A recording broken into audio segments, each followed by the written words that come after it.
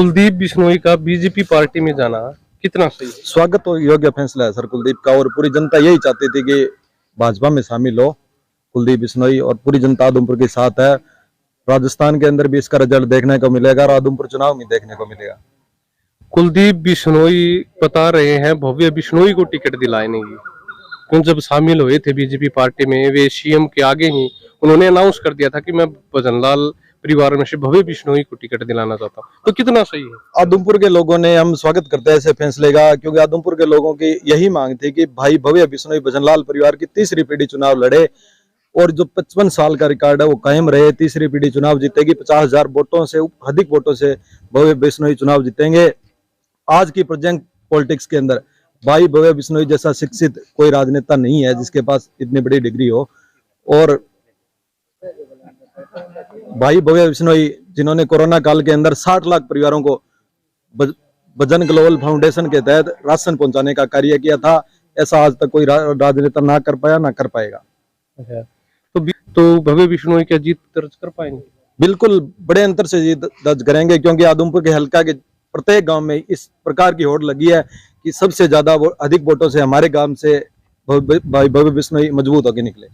अच्छा, तो भी एक प्रश्न और था, जैसे कुलदीप बिश्नोई है बीजेपी पार्टी में आए हैं, कुलदीप बिश्नोई के बीजेपी पार्टी में आने से कम 5 से 6 नेताओं के टेंशन हो गई है। टेंशन बोले तो उनको ये लग रहा है कि उनकी राजनीति खत्म हो जाएगी, चाहे वो सोनाली फोगाट हो, चाहे कर्ण सिंह रानौलिया हो, वीरेंद्र सिंह के लड़के को लोकसभा क्षेत्र से टिकट दी जाती है, चाहे दुष्यंत चौटाला, बताएं तो कर्म भूमि हार ही रही है।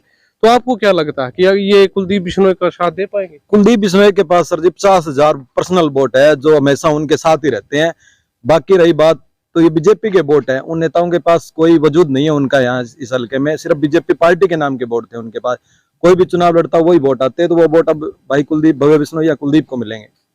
अच्छा, तो अगर मान लो ये खुद कैंडिडेट खड़े होते हैं बीजेपी पार्टी के, बोले हर बार सोनाली फोगाट बयानबाजी करती रहती है, हर बार देखे दूसरे भी जो भाजपा के नेता है सत्येंद्र सिंह हो या दूसरे हो, वे कहते हैं हमको मिलेगी, दावेदारी सभी दिखाते हैं लेकिन टिकट एक को मिलती है। अगर वे निर्दलीय चुनाव खड़े होते हैं तो क्या कुलदीप बिश्नोई का तो लॉस तो फिर नहीं, कोई लॉस नहीं है सर, उनका कोई वजूद ही नहीं है हल्के के अंदर। वजूद हो तो ही कोई बात की जाती है, उनका कोई वजूद ही नहीं है हल्के के अंदर। इस चुनाव को कैसे मानते हो आपको, जैसे कुलदीप बिश्नोई को ज्यादा मशक्कत करने की जरूरत पड़ेगी? नहीं, कोई मशक्कत करने की जरूरत नहीं पड़ेगी, क्योंकि लोग प्रत्येक गांव में स्वागत कर रहे हैं कि आज हमारे काम होंगे, और शुरुआत भी हो चुकी है। किसी के खाल का निर्माण, मंडी उधमपुर के अंदर सड़कों का निर्माण आप देख रहे हैं, आए होंगे, और पाइपलाइन सीवरेज की डल रही है। प्रत्येक कार्य स्टार्ट कर दिए गए हैं कुलदीप बिश्नोई के द्वारा।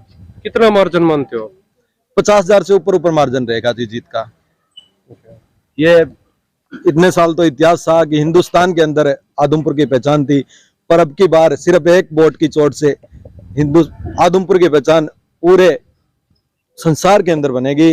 अमेरिका की संसद में भी नाम आएगा कि एक उधमपुर हल्का है जहां से हमेशा ही जनता ने चौधरी भजनलाल परिवार को अपना आशीर्वाद दिया है, क्योंकि ये परिवार लोगों के दिलों में बसते हैं।